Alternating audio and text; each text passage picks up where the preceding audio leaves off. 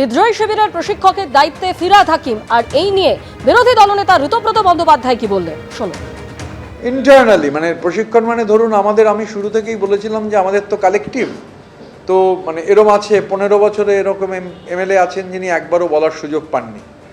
আজকে অনেকেই উপস্থিত ছিলেন, প্রায় সিনিয়র আমাদের যারা দীর্ঘদিনের বিধায়ক, দীর্ঘদিনের মন্ত্রী, তারা প্রায় সবাই এই প্রশিক্ষণ শিবিরে ছিলেন, তারা সবাই কন্ট্রিবিউট করেছেন।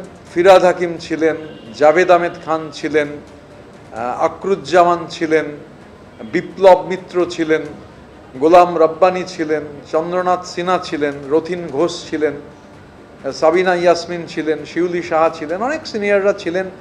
তো এটা একটা কালেকটিভ কন্ট্রিবিউশন আর কি, সবাই মিলে আমরা চর্চা করেছি। এবং ওই বললাম যে একটা মানে অনেকেই আমরা মানে ফ্লোরে ওপেন করে দিয়েছিলাম কারা বলতে চান।